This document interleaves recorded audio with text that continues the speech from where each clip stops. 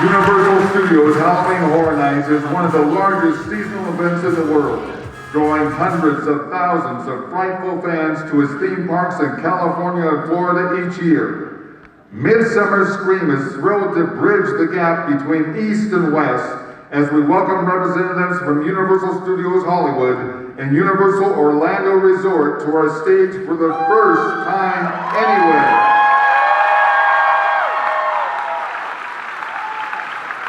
Please welcome together for the first time anywhere, Creative Director and Executive Producer for Universal Studios Hollywood, John Murdy.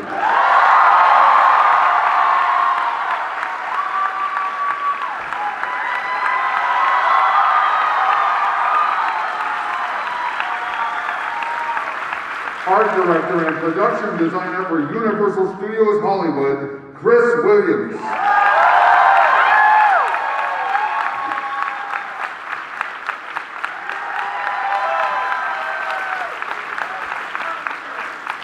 And Senior Director of Entertainment Creative Development for Universal Orlando Resort, Michael Ayalo.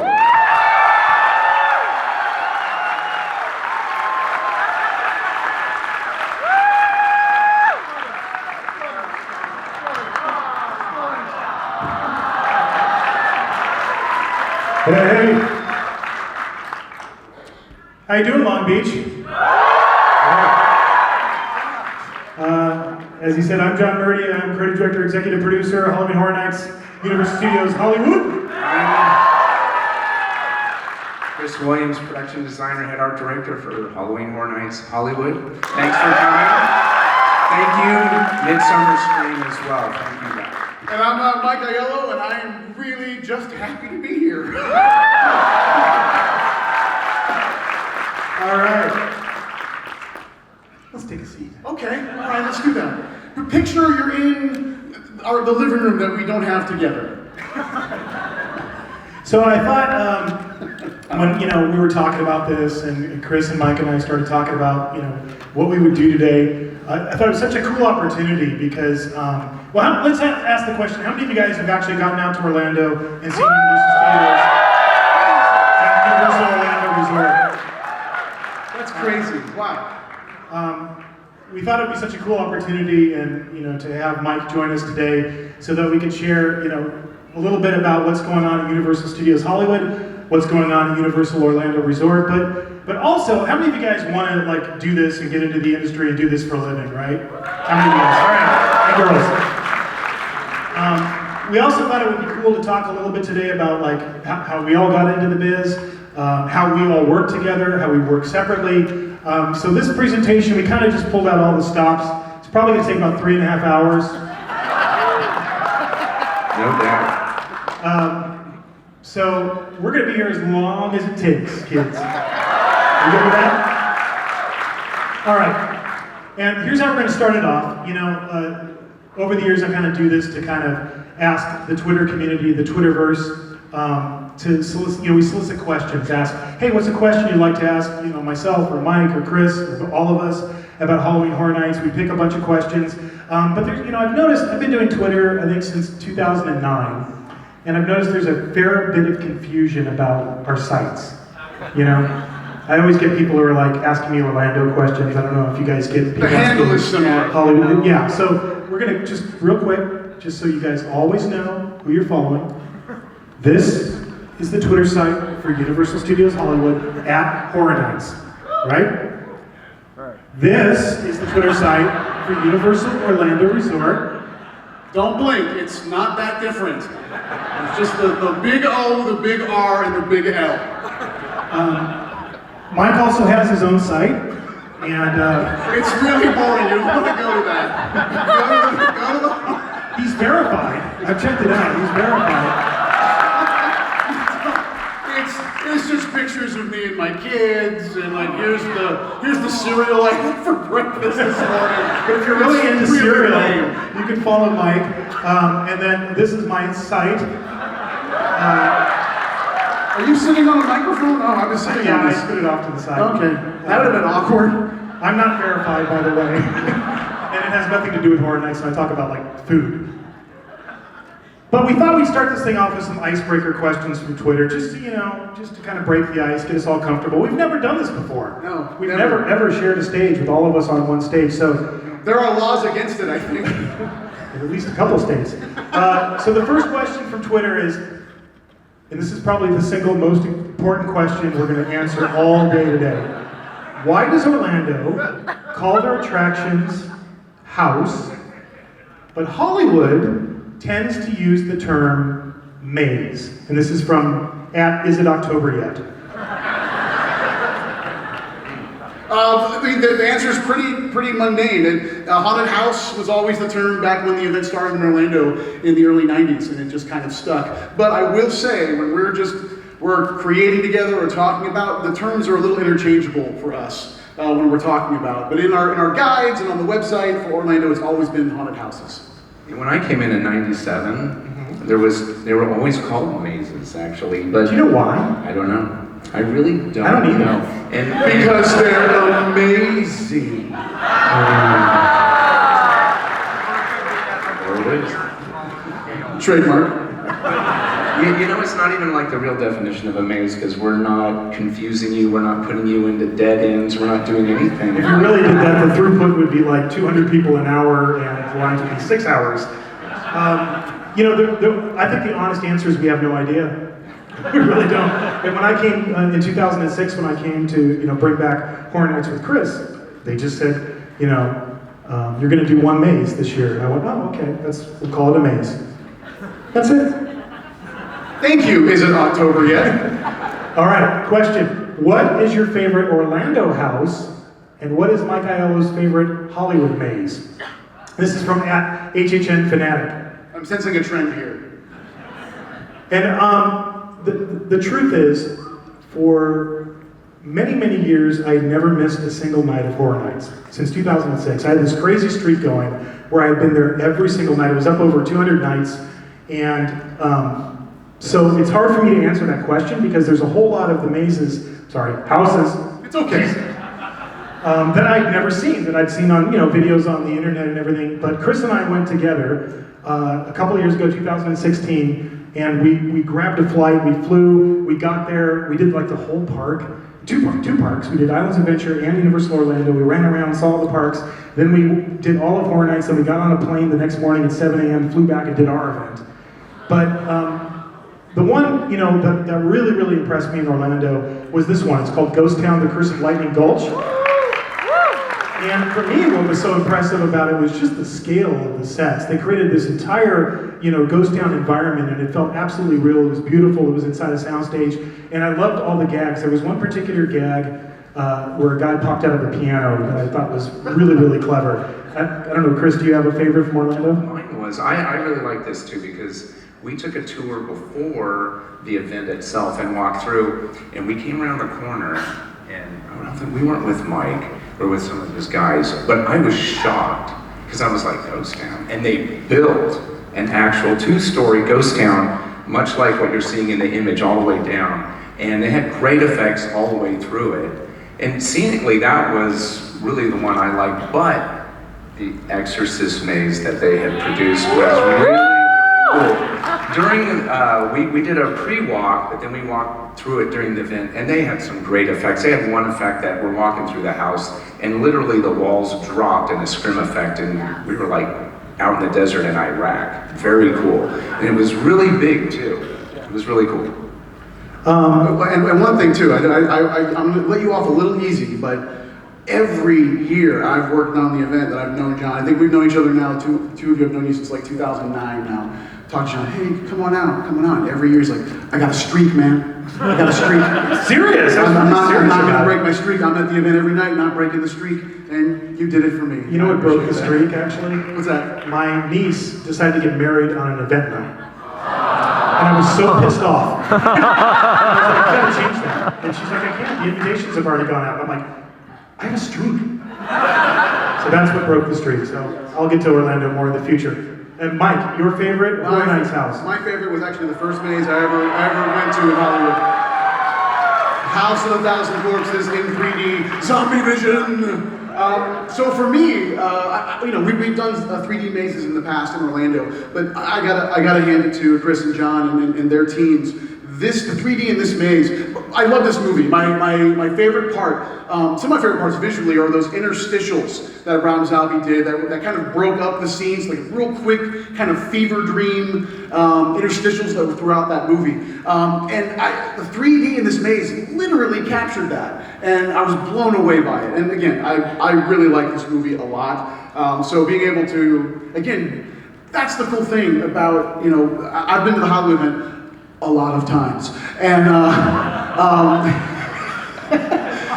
But here's the thing, that going through... I live closer to you now. I know you do, I know. Yeah, he's in Ireland now, so it is technically closer. But the really cool thing about, working with our teams in Orlando, and the one thing that we don't get is to be able to be surprised by the mazes or haunted houses that we create, because we know where everything is. We know every beat, every step. So being able to come to the Hollywood Park and experience the mazes here and not know anything about them, it's a really cool thing, and something that I don't take for granted when I'm able to come and visit. I get to finally be a guest and a fan and walk through a Halloween Horror Nights maze that I know absolutely nothing about. So it's really cool. But my favorite premise, by the way, for an Orlando original maze, and I couldn't put it down because I didn't see it in person, was Nightingales. Did you? Oh, is that yours? That's right. Yeah, we'll talk about that a little bit later. But I just love the idea of the World War I thing, but I'll leave that because we're going to talk about it a little bit later. All right, moving on. Let's get personal. Uh-oh. Question. What is your biggest fear? This is from @blogamist31. Do you want me to go? Yeah. Going first. Going first is your biggest fear? Wow. So obviously, I'm a dad. So anything happening to my kids is that's like the most horrible thing in the entire world. But being more playful with it, quite honestly, my biggest fear is deadlines. It's the one thing I'm like really afraid of. What is it? Deadlines. Oh, deadlines. Deadlines. It's like dead lions. Yeah, dead lions. I'm petrified of dead lions. They just lay there. Do something. Deadlines. All right, Chris. Heights. It is heights. Yeah. Is that rooted in something from your childhood? No, you know what? This section's called Let's Yes. Get Personal. No, I know. But, and maybe things that go bump in the night, maybe, or something, that kind of a thing. Experience a few things at night type of a thing. Yeah. It's a tough question because we're always kind of around it. Everybody that's in this industry is always around the things that scare us the most, so we get a little bit, placid towards some of those things. I was never really afraid of spiders or anything like that. How about you? Nothing like that. No, mine was heights actually, but not as a kid. I would climb the highest tree. But okay, believe it or not, when I was in college and like the second or third day. Oh, I know this. Oh yeah, he doesn't know this. The third night I was out in college, we drove to Westwood, me and some guys who I didn't even know, and they were like, "Hey, let's go to the Hollywood sign. You ever been there?" I was like, "Oh." So we did. We drove over to the Hollywood sign, and that one when it was accessible, and I climbed on the back of the H all the way to the top. And yeah, it was pretty scary then. No way would I ever do that now. There's just no way. But over time, I've just gotten really fearful of heights. That I didn't know. I did. I climbed the top of the H, and I honestly did it for bragging rights. So there you go. Okay, now I'm gonna test everybody's knowledge of the Hollywood sign, because do you know the Hollywood sign in the 70s was in disrepair and it was falling apart? Do you know who paid for the O? Hugh Hefner. No. Thank you. Alice Cooper. Alice Cooper paid for the O as a tribute to Groucho Marx, because he was really good friends with Groucho Marx. Oh, wow. So, obscure, useless trivia for you. If nothing else, when you leave here after our 4-hour panel, you will have learned that. All right. Oh, I have to go. Yes. I have really weird phobias. I'm afraid of wooden spoons and cotton balls. Seriously, I'm seriously afraid of them. I can't even say it. It's freaking me out. For real? Yeah, no, this is real. I have a hard time even talking about it, so I don't like the texture. I can't touch cotton balls. I can't touch them. I can't handle them. I don't like. It freaked me out. Wooden spoons has a lot to do with when you're a kid and you get those chocolate ice creams when you're a kid. Remember those? Yeah. They came with the wooden thing in it. I couldn't detect it. Don't like them.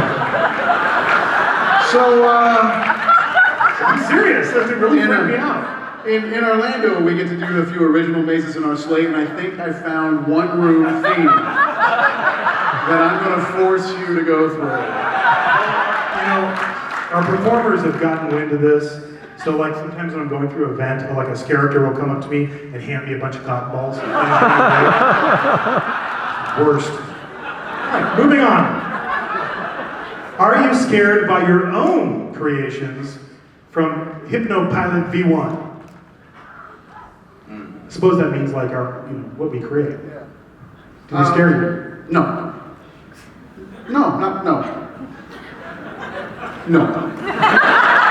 Chris? I would say no, because overall we kind of know what's going to happen and what's going on, but I tell you, unless a performer moves into a different location where they're not supposed to be, I get startled a few times every year. Or I'll tell you, dot rooms. We did a Black Sabbath maze, and we did this dot room that was totally black, but then we just spattered green UV and tried to get a nuclear field. So I'll be honest, when I walked in there and I'm looking for them, and they blend in so well that I'll scan the room and I'm looking, I know they're looking at me, and they're right here, and I can't tell that they're right here the whole time. So there's a few times where I do get startled, yes. I think it's the same thing. It's hard for your own haunted house or maze to scare you, but the performers, it's like they have a radar. They know when we're walking through. I'm sure you've experienced this, Mike. And they just they just become obsessed with scaring you, and that's terrifying, honestly, because you don't want. The worst thing you can do is scream in front of your own performers. This is really embarrassing, but they have made me scream so many times over the years. And then then backstage, you'd be walking backstage, and they're like, "I made you scream," and then you feel really small. I lied. I misinterpreted the question. I thought it meant the ideas that we had. Did you think it meant your children scare you? Oh, my children terrify me. So we're talking about when the event is happening or walking through. So yes, there was a moment, and that was An American Werewolf in London, the first time we did it in Orlando. That werewolf terrified me growing up when I watched that movie. And just like the Hollywood Park, we built full-size puppets based on Rick Baker's designs, and these were fully articulated. Again, in Orlando, they were actually manned by a puppeteer, so it could be whatever they wanted to do. It wasn't a fixed interaction with the guest. And we had created a kind of a darkened space to simulate going through the moors. And it was a right angle turn. It was the first wolf in the maze. And I had not seen it fired yet. I literally held back not seeing it in the actual space for the first time, because I really wanted to get the reaction that an average person would. So walking around that corner, and when that thing fired, and seeing that in real life to scale was like, no. It was horrifying. And it was the coolest thing ever. So I'm totally frightened and literally trying to just get against the wall, just going, let's get to the next thing, I want to see it again. It was cool. But what the best thing is when you take a filmmaker or an actor through a maze that's based on the property that they were involved with, and you scare the hell out of them. That's the best thing in the world, when you're taking somebody through and I remember we did all those premiere parties for Walking Dead. We used to host all their premieres every time they had a premiere, and I would just go backstage and watch the monitors and watch all the different actors from Walking Dead go through, and I'd just be like, his own character just, scared him. All right. What do you love most about your job? What inspired you to choose your career path? I think those are actually two different questions, and this will help us get a little bit into how do we get to, get into the business and kind of talk a little bit too about tips for people who want to get into the business. But let's start with that first part. What do you love most about your job? So the one thing about what I do at Universal Orlando, I oversee an amazing team of writers and show directors and designers and technicians. And Horror Nights is one element of their daily job. It's one element of my daily job. But I'm also responsible for all of the entertainment that exists within the entire resort. Seasonal events, all the parades we do, all the nighttime shows. If anybody saw the Christmas Hogwarts Castle projection display, I was responsible for the creative on that. So I get to dip my toe into a lot of different pools. And Horror Nights is the one kind of constant freight train that exists more than 365 now. And I know that's the same for both of us. So that's the really cool thing, is I've been able to evolve and really lead a lot of passionate people, are doing things that I used to do, in my formative years with the parks, that now I kind of oversee. So it's been a really neat evolution that exists within Horror Nights, but also a lot of other content within the resort. So the diversity, the variety of things I'm able to collaborate with a lot of different teams. That's cool. I really dig the creative freedom that really like John and I both have, and that we work together and dream all this kooky stuff up and come up with wacky ideas to think if, hey, can we make that work, or we see something in respect to a movie or a film, and then, see if we can, achieve a set or, a character or anything like that, pretty much. One thing that's a really great thing is that we know we are going to actually physically produce 6 to 7 of these haunted mazes, houses, in a year. We know we're going to actually do that. Where, some creative institutions and other places, guys will develop stuff for years and it won't come to fruition. One cool thing is that we know we have an end. We know where we're going to end with it. So, which I think that's just really cool. Yeah. I remember in an earlier part of my career when I was working for Universal Creative, in the beginning when I first started out, my ratio of things that I worked on to things that got to produce, at one point was 48 to 1. Like you generate that much material that would never see the light of day and no one would ever see it, no one ever walk through it or write it or experience it. So I agree with what Chris said. You go in, you have this mountain of stuff you have to create, but at the end of the day, all you guys are going to get to go through it. And the kind of sad part of it is it's going to go away too. So it's only going to be there for a limited amount of time. So that initial creative process is one of my favorite things. And then the other thing is seeing performers bring it to life. That's the second most favorite part of the experience of creating Horror Nights. It always has been for me. I love Chris and I's initial time when we work and we do all that initial creative work and the back and forth that goes on in that. And then I love when I get to walk into a maze or house and I get to see the performers bring it to life, because they always surprise you with things that maybe you didn't even think of that make it that much better. I think the other thing too is being able to foster talent as well. These are massive teams. We're just the guys up here talking to you guys. There are hundreds of people that are responsible for the creations that start on that white piece of paper, that then use the same amount of passion, the same amount of talent to be able to bring that to life. So it's really what I really love, and I know you guys can mirror this, is being able to really see something in somebody and the talent that they have that you can bring out in them, and ultimately do things better than you ever did. That's really what this is about. There were people doing this before us. There are people doing this after us. So it's finding those diamonds in the rough, just like we were found, and instilling in that next generation of what is going to be Halloween Horror Nights.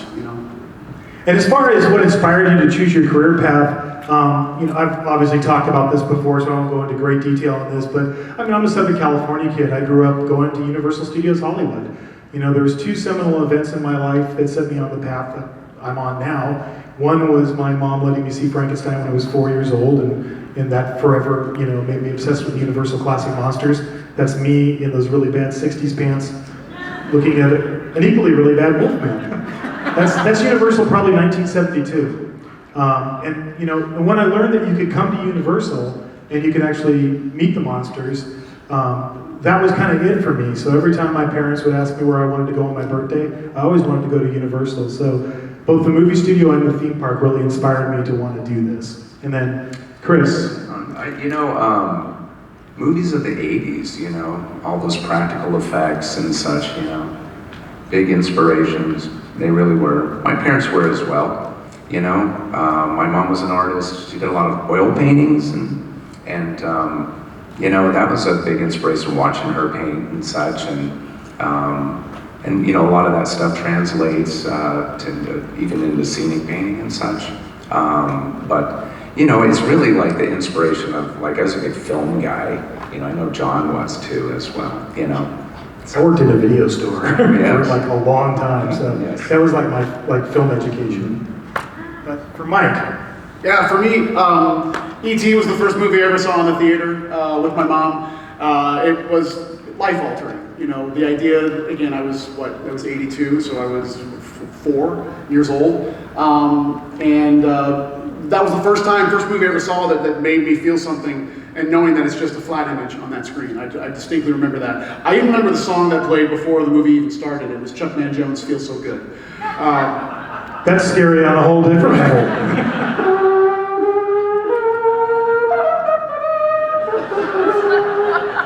Dude, look it up on iTunes. It's snappy. I don't have to look it up, I lived it. And then Halloween was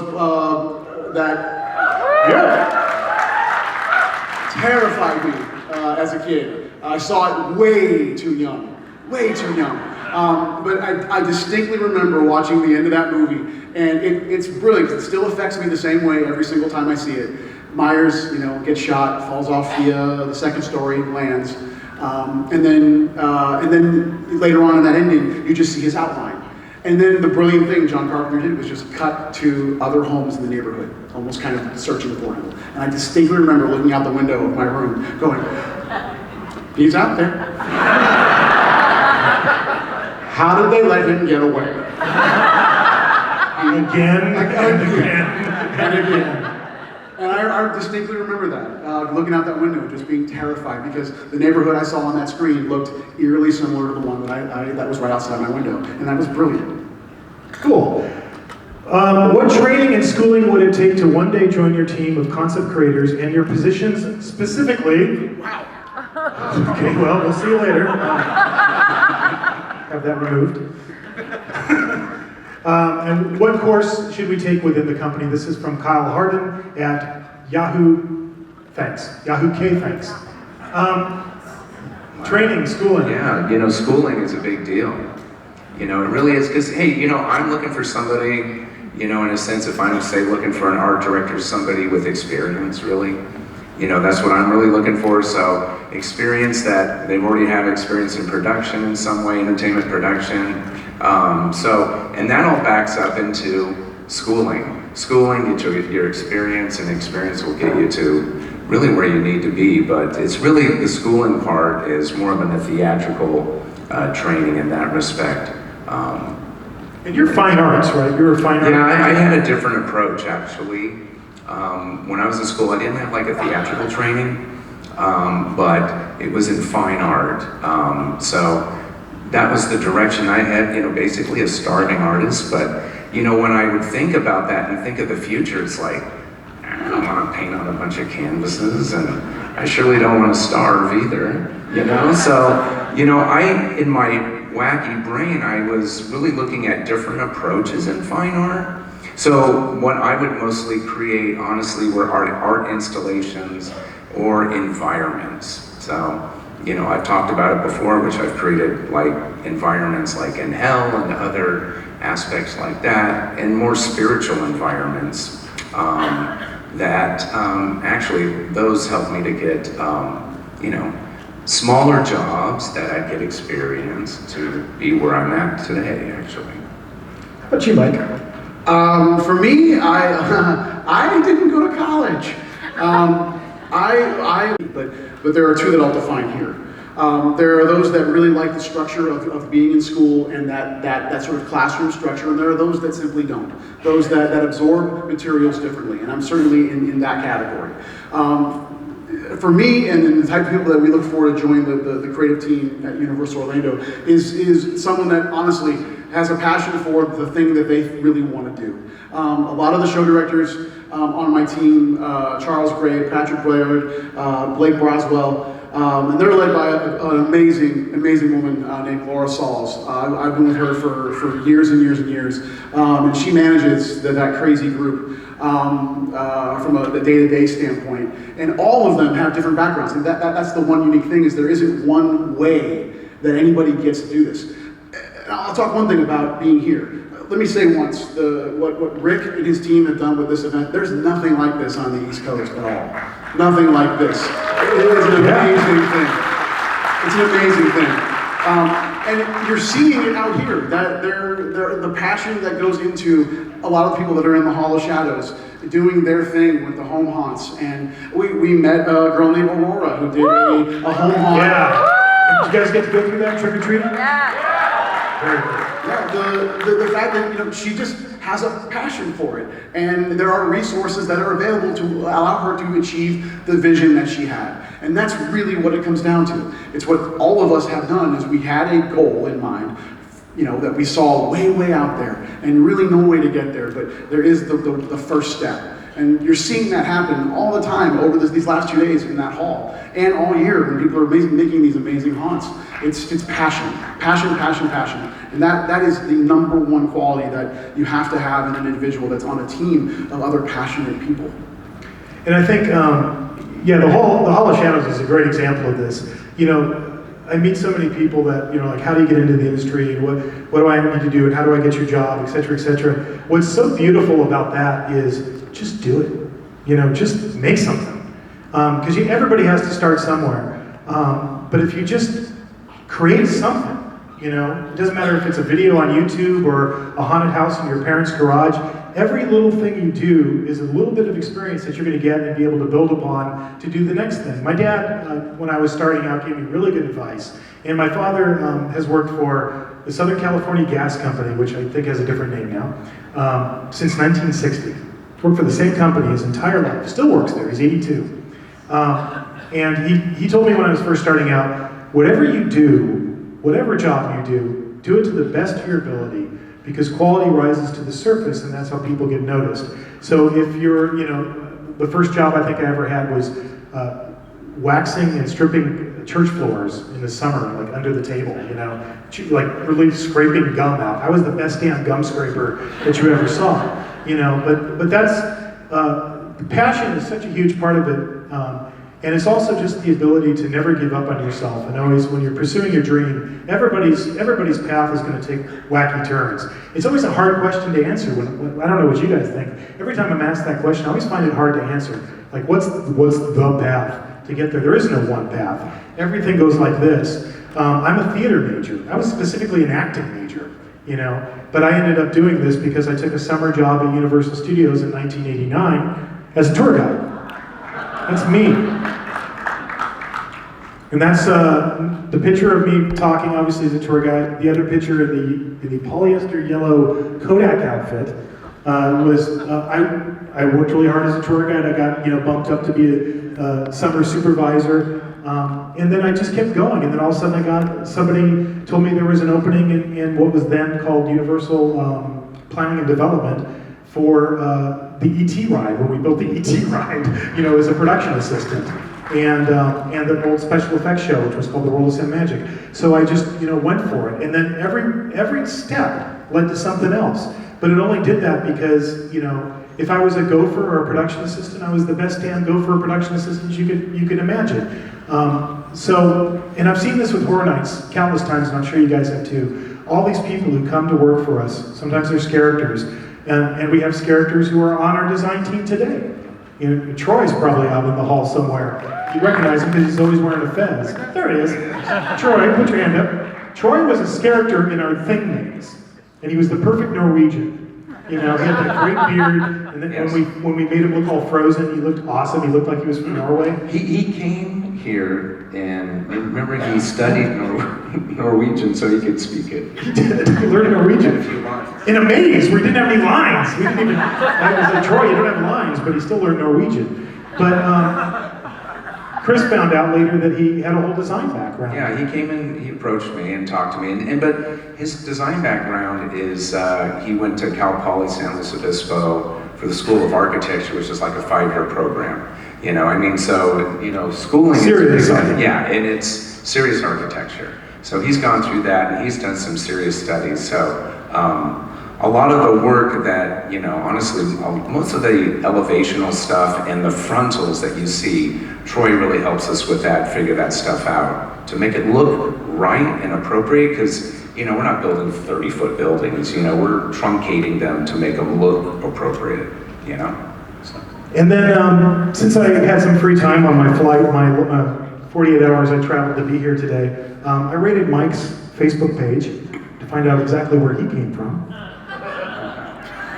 Look what I found. Would you like to explain this, Mr. Aiello? Yeah, so I've been with Universal in Orlando 23 years. I started when I was 17 years old. And the picture there of me in that blue shirt, that's me as a skipper on the Jaws boat ride in Orlando. I love that ride. It was awesome. It was awesome. It was going to be a summer job. It was going to just be 3 months, and then I was going to, you know, move on. And it became a 23-year career. So then I literally would change the script of the tour because you know I wanted to change it up. But I was Did you take it to Jaws 3D, or did you, how did you change it up? No, it was more Jaws Revenge. Yeah. They filmed that movie when I started at Universal. Really? Yeah, I was on the set. My supervisor at the time brought me into the office and said, "Hey, I don't want to keep writing you up because you keep changing the script. There's an audition in entertainment. Why don't you go there? They're a little more free with the script." And I worked as a game show host for Nickelodeon Studios Yeah. for a little while. Nickelodeon! So I worked there, met my wife there as well, almost 20 years ago now. And then I was also a blues brother. Everybody kept saying on the tours that, thanks, mission from God. Everybody kept saying I look like Dan Aykroyd in my younger days. I don't know if I still do now. I don't know. You tell me. But I auditioned for that show and then got it. Became contracted, sang and danced in a black suit in 110-degree weather, and played harmonica. And that was my in into entertainment, was being a performer first. And then it really kind of evolved from there. And I think Mike really took to heart my dad's advice about, like, whatever you do, do it to the best of your ability, because look at that guy kill that shark. Damn. I like how my gut is directly kind of wedged right in between. That's quite a shot you found, Mr. Birdie. I appreciate that. It looks even better on the bigger screen, I'm sure. That looks great. Sorry, Great. So, Chris, how did you get to Universal? Well, you know, I honestly, February was my 20th year at Universal, actually.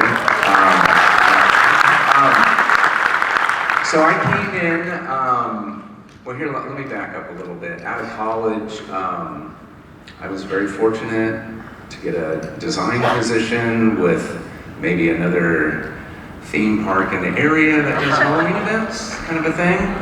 But from there, I took that and pushed that into doing that at a couple of those parks for a few years. I'm not sure I gained some pretty darn good experience.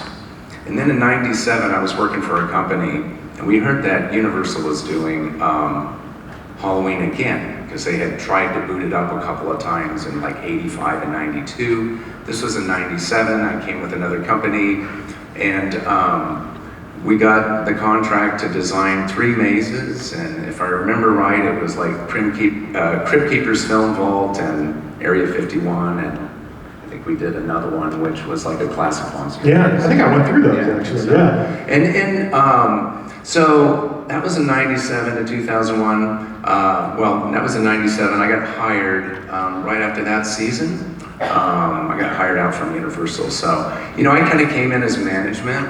I came in, you know, they created a position as an art director. Honestly, they didn't have anything prior to that. Been very fortunate, you know, in that respect. Because honestly, that had happened. That was several times that happened at a couple of these parks. Honestly, they see some value into something, you know, and they kind of took advantage of it. So I've been there for like 20 years and just doing it, right? You know. But I think what's cool is that you can see, like, Chris came in already at a management level. Mike and I started as frontline employees and worked our way up. So there's all kinds of different roads and all kinds of different paths to getting where you want to get. But the important thing is your dream and always keeping your focus on that. Thank you for switching the slide, by the way. You're welcome. I knew you wanted me to do that. Okay, we're going to do one more of these questions, then we're going to start getting a little bit into talking about our process, and then we're going to share some stuff from 2018. What is the most troubling, disturbing, scariest scene you can think of that you both created? In other words, which scene has stuck with you the most and made you question your own sanity for even creating it? Wow, they used all of the text in that Twitter. For me, this is a behind-the-scenes picture from our maze La Llorona. This is when we were building it. And Chris and I wrote this scene, we put this scene together, and then, you know, I didn't have kids at the time. I don't think I could do that scene today, honestly. We were going over the river, and you find La Llorona's dead children floating in the water. And what was even creepier about that is, I remember they were too big, and you had to cut them in half. Yeah, we sectioned them so they were about that thin. So they would float, you know. The water honestly was like 3 inches thick. You know, it was very, very, very shallow. We had to colorize it so you wouldn't see the bottom of it. And I gotta be honest with you, you know, I agree with John on that. You know, this is like the creepiest thing that, you know, that we did. At that time, John didn't have kids. At the time, I did, and they were young. You know, so yeah, we had a lot of conversations about that. Not only the kids, this was kind of the first maze that we had some religious iconography in there as well. And we debated a lot on that, if we should, you know, show that, and we decided to as well. You know, and also, if you know the lore of La Llorona, the eater of children, we showed that too. She literally ate them, yeah. Really, you know, intense, I think. You know, we talked a lot about that and debated that. You know, I think the big thing is on this is something that we created out of our own mind. We didn't look at a TV show and go, hey, we're gonna grab this scene and do it. It's not like from a film and pull something from that. It's something that we were thinking about and how to present it and how to show it and show it to you guys and make it scary and creepy. So I really think that is the one that La Llorona really threw out. I would agree. And then for Mike? Yeah. To Chris's point, you know, the being able to create something that is from your own brain and the team's collective consciousness and create that isn't replicating a movie scene or anything like that. In Orlando, we kind of divided our line between IPs and originals. So several years ago, we did a maze called Nightingale's Blood Prey. It was based, a story I wrote based around the Battle of Somme, which was the bloodiest battle of World War I. And I'm also a huge Doctor Who fan. So I wrote the story, female doctor, how about that? I can't wait. I wrote this backstory literally as a Doctor Who episode. Like, this would have been like my version of the Monster of the Week. And the Nightingale is a carrion monster that only appears in areas that there's a lot of death and mayhem, because they're carrion. They don't kill, they only feed on the dead and dying. So placing this storyline within the bloodiest battle of World War I, this was pretty intense. We literally built a maze that was below ground level. The guests are walking through World War I trenches. And this chaos is happening all around them. The entrance to the maze was a trench that literally had a tank as the centerpiece. You actually walked underneath it. It was to scale. massive facade for it. But this was a pretty intense maze. This is one of my favorite original mazes that we did in a while. All right. Let's talk about living horror movies. We've done a lot of them. This is just a fraction of the movies and TV shows and other licensed properties that we've done over the years. What I thought would be cool, we'll do this, we'll run through this, we'll go pretty fast through this part, and then we're going to get into talking about some of the things we're doing this year. But I thought it would be interesting just to talk about the process, because I got this question. When considering IPs, what elements set a property apart as a good fit for a maze? Now, Chris and I have always had 3 rules, and sometimes we break them, but most of the time we try to stick with them. And it's pretty simple. One is awareness, and that simply means, do people know it? Do they want to see it? The reason I use this particular image, this is from, I think, Halloween Horror Nights 2007 or 2008. Notice something about this ad. Do you see the name Freddy anywhere? Do you see the name Jason anywhere? Do you see the name Leatherface anywhere? Do you see the words Nightmare on Elm Street, Friday the 13th, Texas Chainsaw Massacre? This, to me, is the greatest example of awareness.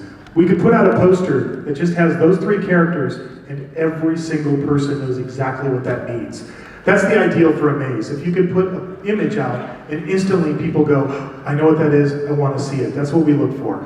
Number 2, we look for characters that we can replicate in a live environment like a maze or a haunted house at Halloween Horror Nights. I use this particular image from Saw because a lot of times when you're working with movies, obviously Freddy's a great character to replicate because it's a mask, but somebody like the Reverse Bear Trap, if she didn't have that headgear on, I don't think that would work. You wouldn't know what it was. So we're always looking for things that have great characters that we can use our live actors to bring into life. And lastly, it's environments. Of course, this is from Alien vs. Predator.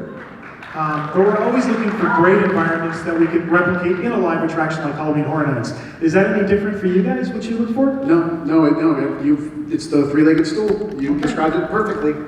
Question, what does it take to collab, we're going to use that term now, for both parks? How often do you have to meet to talk about the mazes?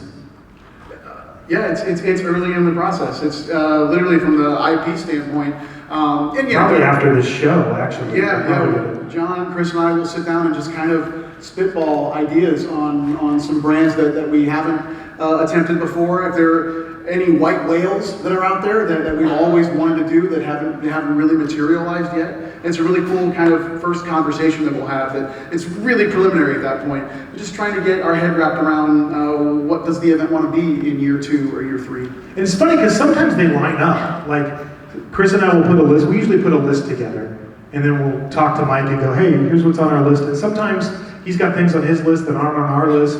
And sometimes we go, "Oh yeah, I'd like to do that. Oh yeah." And like some years you'll see us line up with a lot of things in common, and some years less in common. And it's really just when we build those lists. And that's at the beginning.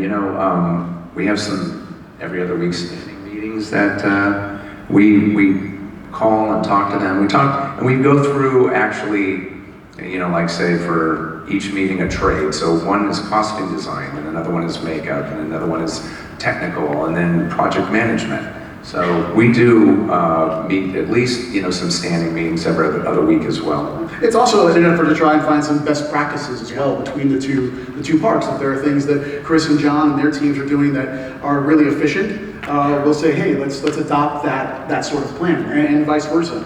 But again, we've got 2 very different teams that the other great thing, you guys, John asked earlier, who's been to the Orlando event, one thing we consciously do with our content is make sure that we're creating 2 separate mazes, even if it is the same brand. We want to be able for someone, if they choose to visit the Hollywood Park and experience John and Chris's maze, that they're going to get a different experience on the East Coast with the Halloween Horror Nights team that's there. That's a conscious decision that we make.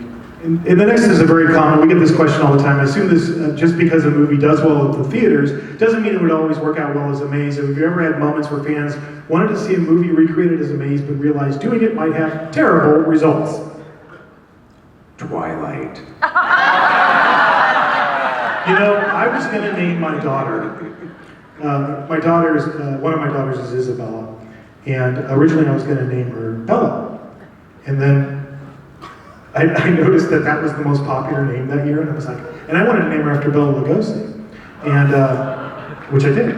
But then I realized, oh my my God, if I call her Bella, everybody's going to think she loves Twilight her whole life, so I changed her name over that movie. Go ahead. Do you have a movie, Mike? Well, it's actually a recent one. It's come up a lot in conversations I've been having with people. Quiet Place has come up a lot lately. An amazing movie. You guys would have to be really quiet. I know. Can you do that? Can you not make a sound going through a maze? And that, not to say it's not possible, but it's something you got to really think about in knowing the dynamics of the mazes that exist in Halloween Horror Nights. Quiet is definitely not one of them, and that is what makes that film so unique. In fact, when I first saw it, there was one other guy in the theater watching it, and it was hilarious because I knew he was consciously aware of it, but he would eat his popcorn like this.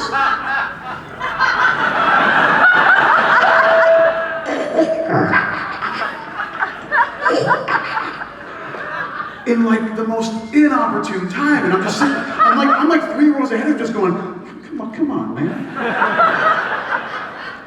So definitely a texture like that is something that is really hard to achieve in an attraction that has the throughput that a Horror Nights house or maze has to have.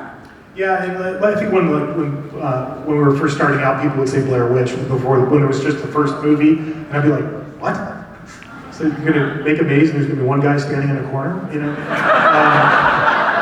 The first Paranormal Activity, you know, everybody was like, Paranormal Activity, I'm like, it's the door just goes, thank you, you know?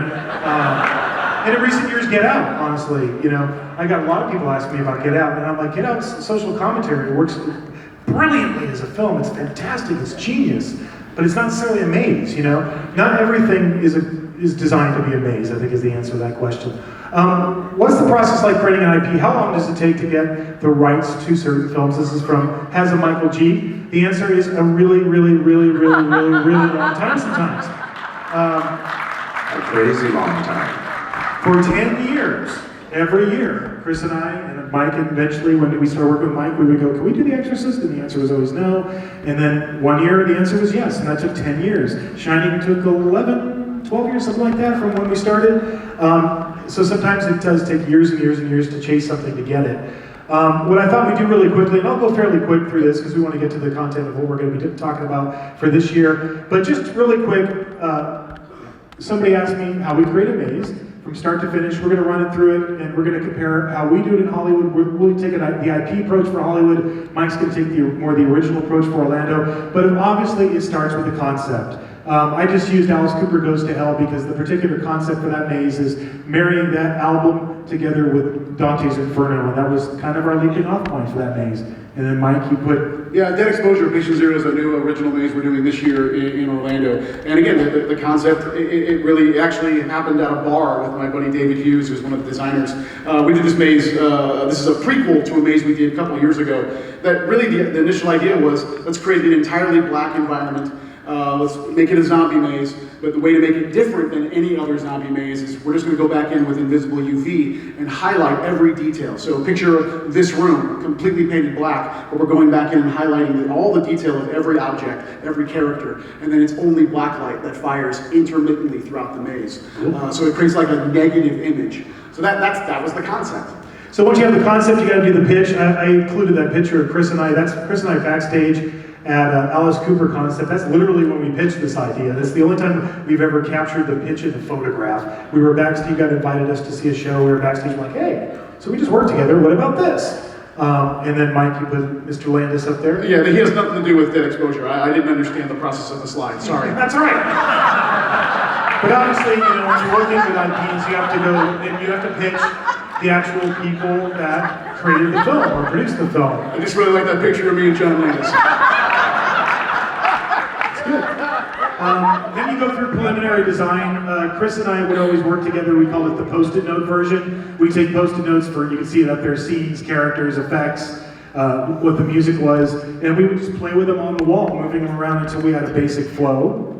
Yeah, same thing. We do a lot of whiteboard descriptions, and then we even start doing some kind of really basic ink board ground plans, like D&D. It's D&D when you're growing up with graph paper. That's the exact process.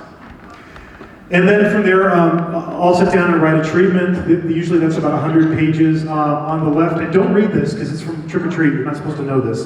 So So don't read anything about the rock quarry scene. You know, with the Halloween School Bus Massacre kids or any of that stuff. So that's an example of what our treatment looks like on the left. At the end of the day, they're pretty similar. We just have slightly different formats. Different formats because our teams, coast to coast, just have different ways they like to take the information in. Again, Orlando's is a narrative with just a briefest of visual references, and then a complete discipline breakdown grid that has all of the nuts and bolts of what the narrative is describing. And at the end of the day, this document becomes the Bible of, like, everything needs to be in this document that's going to be in the maze, because that's what everybody's working off of. But then Chris would take it from here and he would do the drawing package. So I'll take the treatment and then whatever space that we're in, whether in a tent or in a queue, just really wherever we're located. And then I'll just start to rough it out in scale, usually like in 1/4 inch, and really trying to plug in all the elements and also other elements like tech rooms and performer rooms for like break rooms, as well as mask and makeup room and accesses throughout the maze itself, mechanical rooms. So, you know, it honestly, when we're done with it, it does look like a wacky maze if you hold it and really kind of look at it. You know, maybe that's where the term kind of came from. But, you know, essentially that's where I rough it out, and then I'll hand it to my art team, which is like head with Brandy Creason, who's in charge of my show set team. We talked about Troy Zimmerman. He drew this little plan, and what this is, and it has all the call-outs for The Shining, and what this is a representation of is our Grady twins. Pepper's Ghost. Thank you, our Pepper's Ghost gag. So.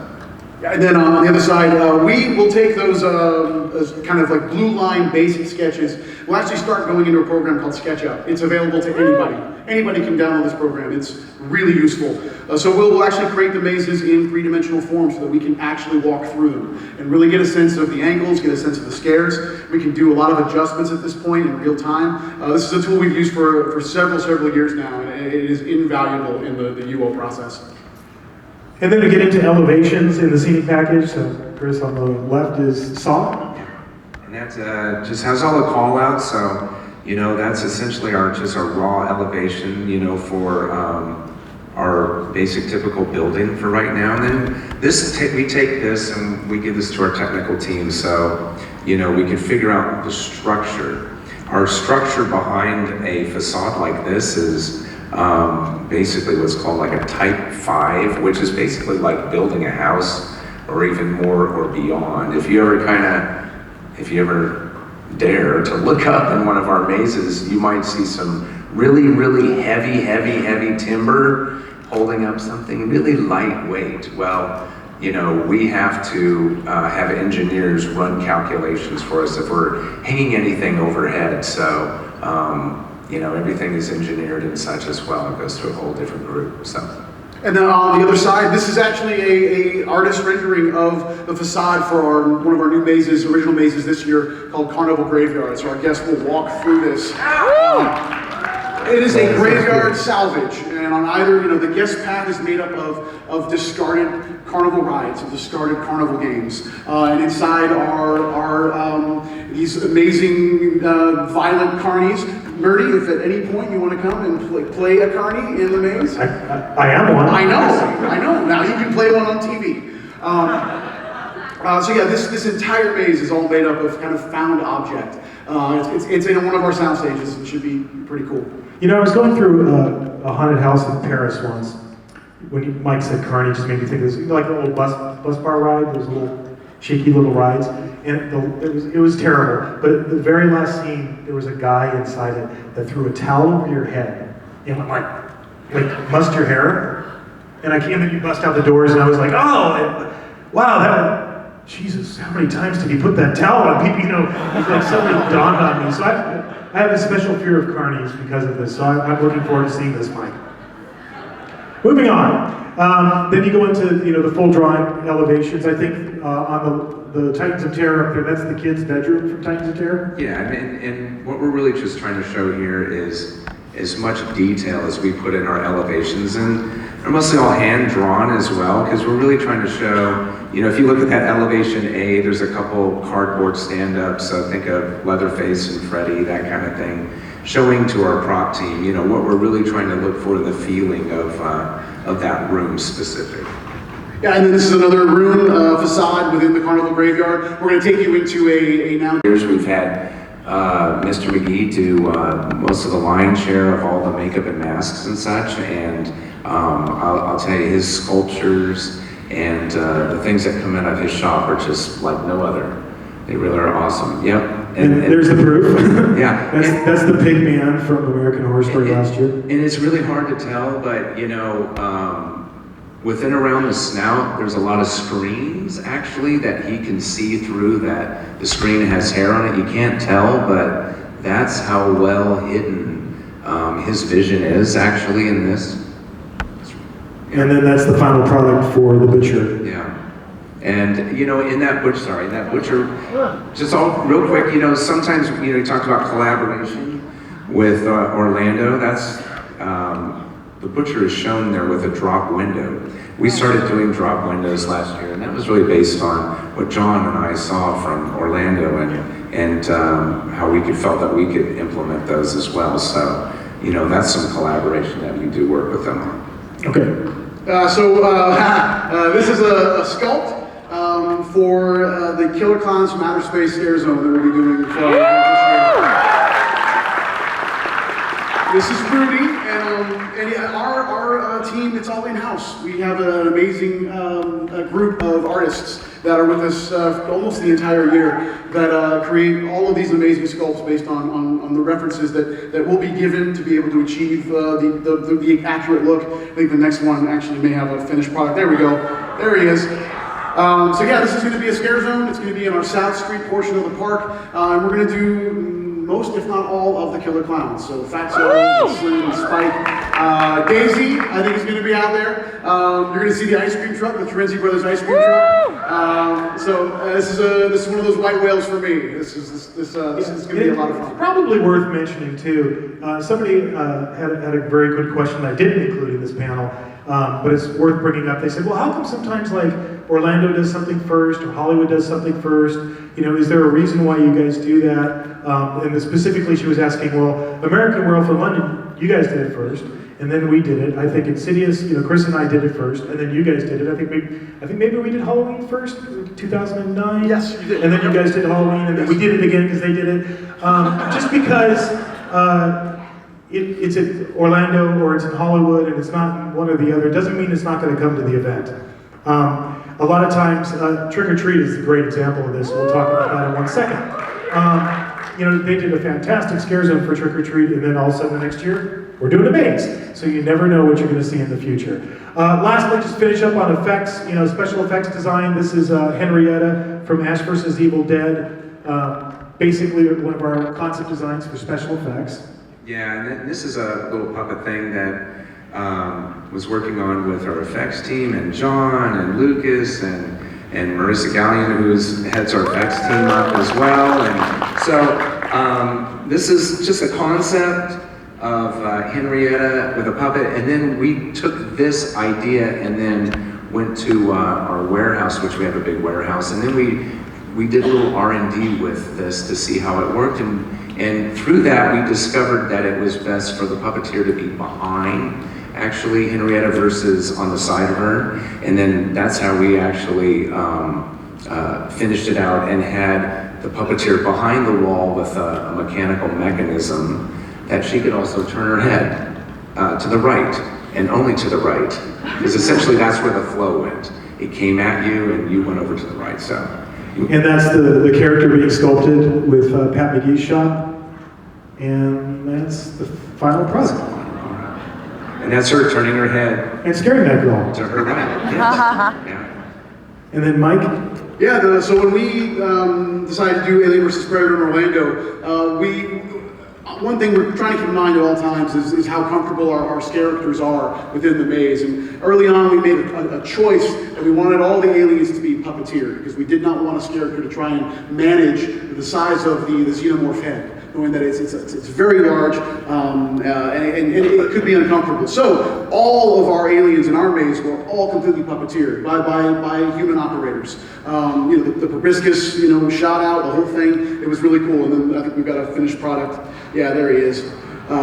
We had 8 of these in the maze sprinkled kind of throughout the maze. But yeah, again, this was an exercise in how can we do a character differently that ensures that our performers are able to be comfortable.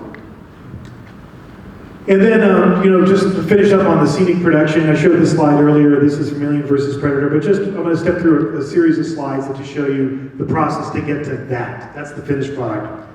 So this is that same scene, right? This is right before. Yeah. This is, we painted. Or is this a suicide cult? I can't tell what's going on. This is the scene. It's painted, it's aged, it's propped, it's ready to spray foam, actually. You can see over their hands, I believe, and their heads. We're trying to keep the foam off of them, and we'll come in. I think the next page shows, we'll come with a big urethane foam rig. We're talking a big system that comes in, and we're trying to put like this secreted resin, it's our intent of that, within the alien predator world or the alien world. There's a lot of different ways that in the films that they have portrayed this kind of a look to it, but this is kind of our look as well. And we take a smaller foam pack and create some of the more smaller tendrils or tentacles on that as well. And then we really try to get, I know it's kind of odd, but I grew up on a dairy ranch, so I kept explaining to my lead scenics, hey, I'm trying to get like this manure, cow manure color, and that is right there and they nailed it. They finally got it. I didn't have to bring any reference in or anything like that. We figured it out, on site and everything, but that's, we're really trying to get a weird, nasty, sickly green color as well, brownish. Yep, and there's the finished piece. And that's what it's all with. And then Mike has an example from Dead Waters. Yeah, Dead Waters. We did a almost 3-story tall riverboat that our guests walked through for the maze. It's one of our soundstage mazes. So there's a color elevation that kind of describes the look and feel. You can skip ahead. There was an in-progress version of the riverboat. And again, it was as if it was sinking into a bayou swamp. And then the final product kind of lit up. That was the facade. It was absolutely beautiful. It was named the Susan Moore. She was a costume designer that passed away during the production of this. So we named the boat after her. All right. How long have you tried to have a trick-or-treat maze be in Halloween Horror Nights from Carlos' era? A long time. We met, this is Michael Doherty, by the way. This is the guy who wrote, created, directed, produced Trick or Treat. He also did Krampus. You guys remember Krampus? This is Michael in our Krampus maze. I think it was 2008. Yes. You and I went to lunch with Mike Doherty, and I think Trick or Treat had just come out, or was about to just come out, and it was supposed to be theatrically released, but at the end of the day, it came out straight to video, right? Yeah. And Mike started talking to us that long ago, so 10 years ago. We had a long lunch, and then every so often we'd always stay in touch with Mike. And then eventually, when Universal Studios was doing Krampus, we hooked up and did his film. But the conversation about Trick or Treat with Mike started back in 2008. Obviously, we went on to do Krampus together. This is the facade. I don't think that's the finished facade. We're missing a couple things, but that was the facade in Hollywood. And then this was your final scene, which was different from ours. Yeah, we actually took you into his lair right at the end of the maze. And last year, of course. Yeah, last year we did Trick or Treat as a scare zone in our Central Park area of the studio park back home. And again, this was just a labor of love and really just trying to get the brand out there and get some awareness for the people that don't even know about Trick or Treat, because it really is it's kind of a cult following because of its kind of direct-to-DVD release. But it's the most beautiful film. It is a Halloween tradition for those that are in the know. So we did the scare zone first to really get our guests kind of in the know. And the beautiful thing about this film and the content is that even if you've never seen Trick or Treat, you know Halloween, you know the holiday. So there's a lot of textures there that are immediately, that you immediately grab onto, even if you've never seen this film. And if you've never seen Trick or Treat, I doubt to see Trick or Treat, yeah. You have to. It is like it's the Pulp Fiction of horror films, in my opinion. It's the way it's structured. And then there's one last, you know, and they did such a beautiful job with that scare zone. It's just gorgeous. Right. No, the team, I mean, they knocked it out of the park. So I guess when we all started chatting this year, I think you brought it up. You said you wanted to do a maze. Yes. And I had always been holding out, honestly. I'd always said I wouldn't do a Trick or Treat maze until they did the second film. But I got tired of waiting, honestly. Because if you know Mike Doherty's doing the next Godzilla movie right now. So, you know, the next Trick or Treat movie wasn't going to be, you know, happening, you know, soon enough, in my opinion. So when Mike mentioned it, I just said, yeah, let's do it. It's time. What about, were you on that same wavelength? I'm on board. Yeah. What I love about Trick or Treat is it reminds me so much of like Creepshow. You know, it's anthology horror, and I love the way all of the stories interconnect. So we're going to take you on a little sneak peek at Trick or Treat, if that's okay.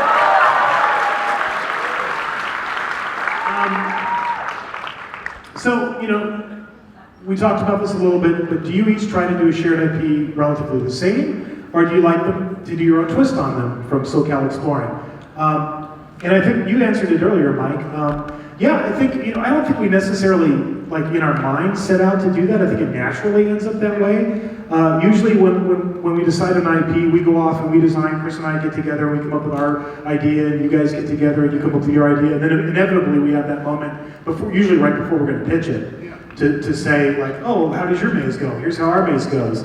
But ours is actually different right out of the gate on this one. Right out of the gate, it's different, yeah. Here's an example. So for Hollywood, the facade for the maze is going to be Emma and Henry's house, right? And really, when Chris and I sat down to design it, it's because it's the first scene in the movie, right?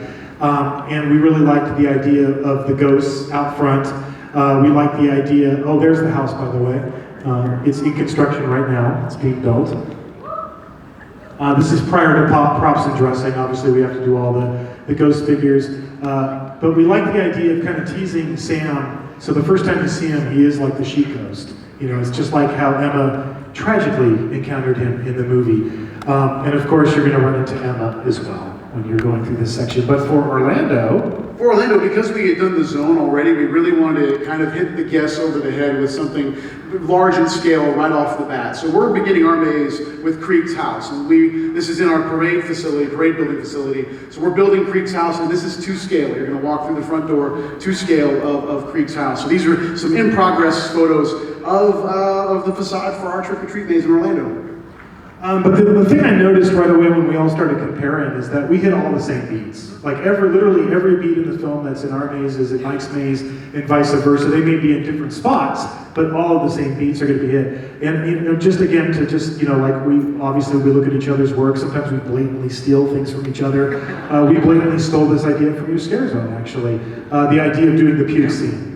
If you don't know what we're talking about, maybe Mike, you can explain what you guys did. So in this story, obviously, Wilkins, he has kind of poisoned a lot of the candy that he gives out to kids who have been bad. And this unfortunate young man eats some of that candy and he vomits profusely. The most chocolatey vomit you've ever seen. Chocolatey, yeah. It's disgusting. So we recreated this in the scare zone. We actually had made a dummy of the small boy that on cue could vomit right there in front of the guests as they were walking through the zone. And Wilkins was a live performer, so he would kind of draw the guests in closer and then cue it right before, you know, right when they didn't expect it. And this poor dummy of this kid would just profusely vomit all over the street. It was awesome. And we both saw what Orlando did, so we incorporated a similar effect in the maze. So when you go to, you know, the principal, and I should mention, because it's an anthology horror movie, we're really trying to introduce the different sections. So there's like little tableaus that introduce the idea, oh, this is the principal, or this is, you know, the Halloween school bus massacre, or this is surprise party. So we're going to do all of that as you're going through. And then you sent me a video recently where you guys were R&Ding with Marissa and her team the Pukey, Mr. Pukey or whatever we're calling it. So I can tell you the way that we've positioned this is that you guys will definitely get wet. Pukey wet, yeah, which is better than normal getting wet.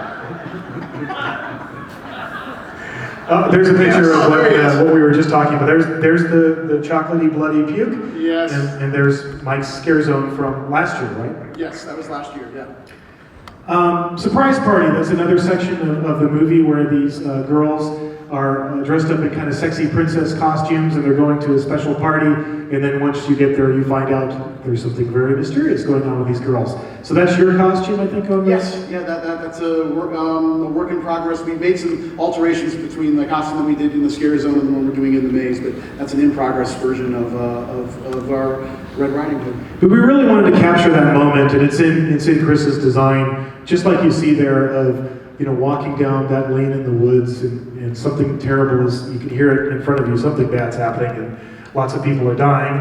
But we wanted to have that moment where you're walking through the woods and there's the jack-o'-lanterns and everything.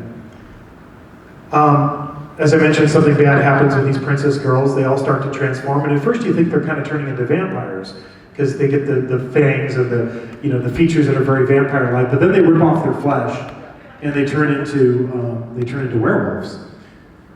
Like that. Ooh, he moves. So you just watch that.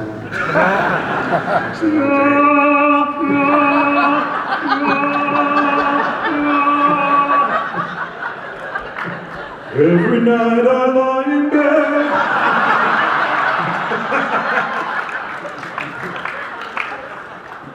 I do the whole song. My kids have been watching. I just drove to Dublin, to 3.5 hour bus drive, and I listened to that soundtrack 5 times. So I can sing any song from Grace Shelley right now, but we won't. So as I mentioned, they turn into werewolves. So that meant we had to create werewolf versions of these girls. This is actually a picture. You found that in the book, right? Yeah. Mike, when we first met him, do you remember he gave us that coffee table book on trick or treat? Mm-hmm. And it has this awesome picture. It is funny, in the movie, you don't see that much of the werewolf. You just see the Greatest Showman version that I showed you there. But you don't really see the full, transformed werewolf until it's just the head howling at the moon at the end of Sweet Dreams by Marilyn Manson. But we're going to show it off. Oh yeah, of course. So let's show it off. This is our sculpt for the werewolf girl. This is done by Pat McGee Effects. And how we've gotten this positioned is that our performer will look out the mouth there, through the mouth, to see vision. So, we can alter the head to make it look very canine. And it's such a weird combination because you also have to marry the princess dress to this. So it's just a bizarre thing.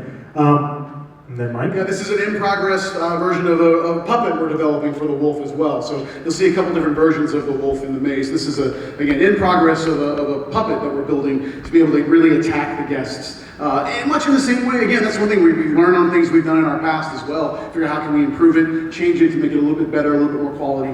But yeah, that's a little sneak peek there. And we're working on a similar thing, but it's not quite sculpted yet, so I couldn't share it with you today. But you'll see in the maze.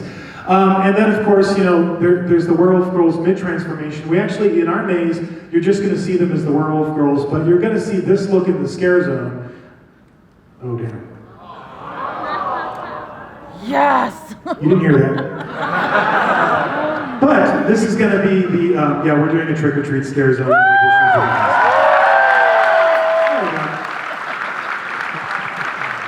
Oops. Too late to take it back.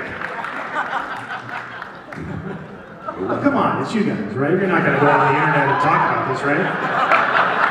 I can trust you. So for the scare zone, we're going to have both the fully transformed werewolf girls and the girls mid-transformation. So this is the prosthetic sculpt for the mid-transformation werewolf girl. Of course, we have to do the Halloween school bus massacre scene because it's Bishop.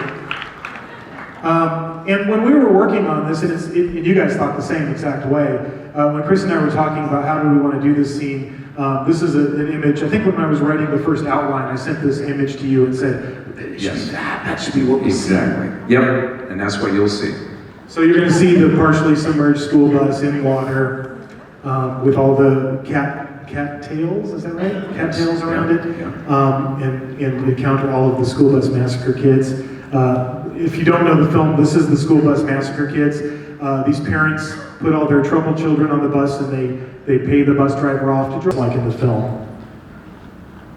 And then this is your illustration. This is a color elevation of the quarry, and it's a massive scene near the tail end of the maze. And the bus is practical, so even though it's drawn in this picture, it is going to be a practical element within the scene. So again, filled with fog and the unfortunate ghostly souls of those poor kids. And speaking of those poor kids, let's take a look at them.